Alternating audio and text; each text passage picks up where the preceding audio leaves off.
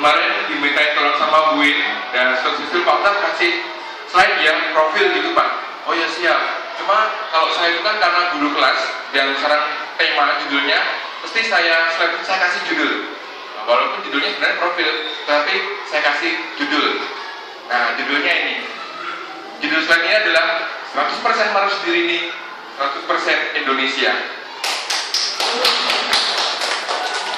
Ya semoga isi slide-nya nyambung Pak ya, kan tematik ya. Ya,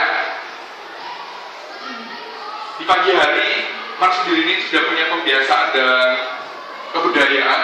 Itu para guru dan suster memberi ucapan selamat pagi kepada para suster, pada bapak ibu guru. Nah ini gambar ini saya ambil ketika setelah meletusnya Gunung Merapi. Ya ini saya ambil hasil saya ambil, kemudian ini juga sebagai bahan. Ya saya buat utip karena kalau foto kan nggak kelihatan ini salaman gini ya kalau foto. Ini saya ambil videonya saja.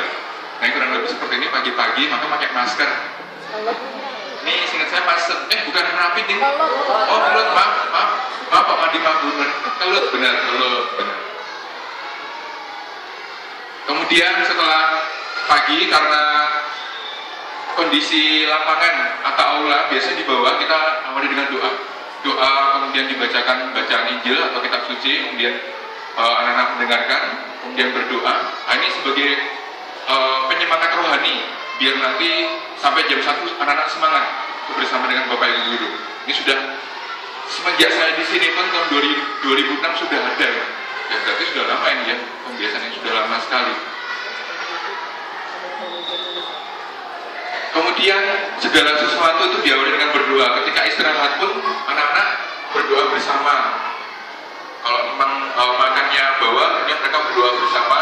Kemudian pernah ada kejadian untuk tugas agama itu memberi suatu bermain peran. Karena kan ada kejadian mencuci atau melayani kaki, membasuh kaki ya. Anak-anak disuruh seperti itu. Bermain peran, harapannya nanti kalau tidak bermain peran, anak-anak benar-benar membasuh kaki temannya, menolong gitu maksudnya kurang lebih.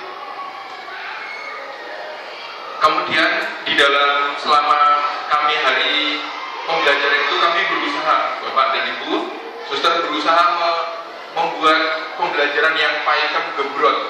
Ini saya juga ngambil dari Pak Pengawas ini. Pakem gembrot pertama apa ya pakem gembrot itu saya pakem gembrot itu adalah pembelajaran aktif, inovatif, kreatif, menarik. Terus ada gembrotnya, kemarin kan waktu di Mempasan Pak, gembrot apa lagi? Ternyata gembira dan berbobot. Nah ini yaudah perempuan dari situ kami pokoknya, bukan pokoknya sih, Bapak Ibu harapannya mulangnya pakai alat peraga, jangan di kelas terus, jangan duduk terus, berusaha seperti itu. Jadi ada yang di kelas, ada yang di lapangan, ada di ruang IT, bahkan kadang-kadang disuruh ke pustakaan. Ini memang sudah sering terjadi di sekolah ini, harapannya seperti itu. Kemudian untuk kreativitas dan di seni budaya dan prakarya, beberapa anak-anak kami turut mewakili UPT Barat di dalam seleksi seni budaya ya, seperti menari, kemudian pantomim, prakarya, kemudian membuat prakarya dari barang bekas. Itu kami mewakili UPT dan ya puji Tuhan ada yang lolos, ada yang enggak. Kami juga kompetisi ya. Kompetisi itu bukan nyari menang kalahnya, tetapi nyari prosesnya. Begitu ya kami tekankan kepada anak-anak. Oh iya Pak, ya semangat anak-anak.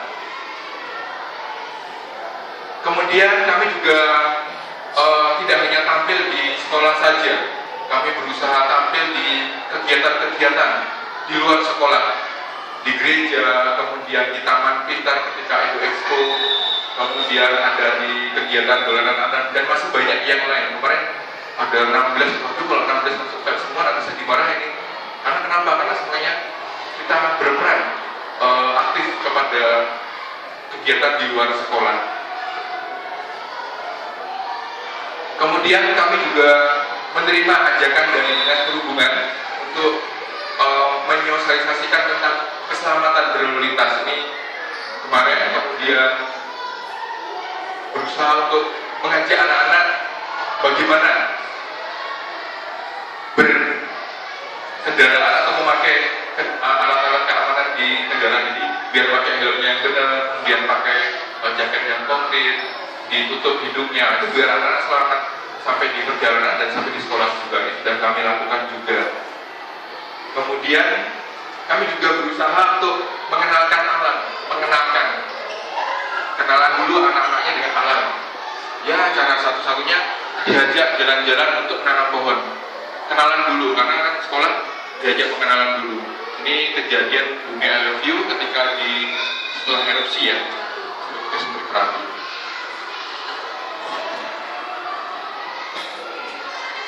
Kami juga punya beberapa catatan-catatan kegiatan bahwa budaya Indonesia itu dikenalkan dulu, sehingga nanti melekat di hati, sehingga nanti tahap berikutnya setelah dari SD terus mengembangkan kemampuannya bidang budaya. Ada nada, pinter gendang, ada arti, pinter dalam. Kemarin saya baca di Facebooknya, Pak, saya tampil di wayang mana itu loh Pak.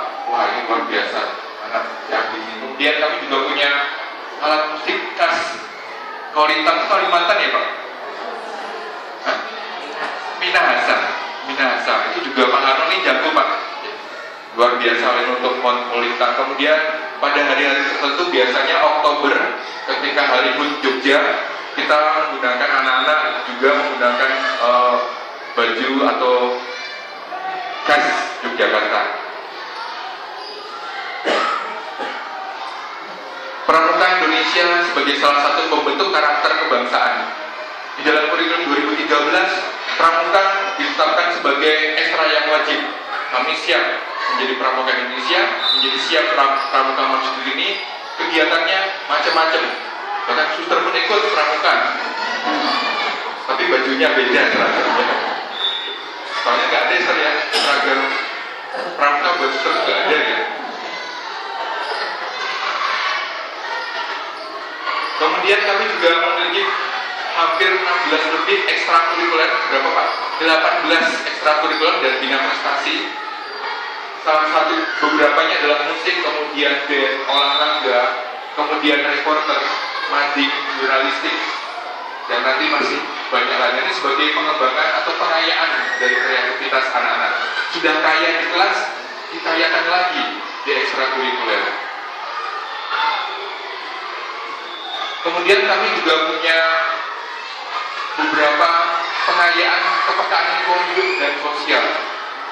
Seperti misalkan saja ketika istirahat nanti ada smooth list, kemudian pulang juga ada smooth list, kemudian membuang sampah pada tempatnya, ajakan. Karena informasi Pak Mandi Gunur, kita mau lomba sekolah sehat dan sekolah adiwiyata mandiri juga. Wah, ini banyak pekerjaannya. Berarti harus siap-siap berpikir bagaimana mengajak anak-anak untuk peka terhadap lingkungan, baik sosial maupun tentang alam.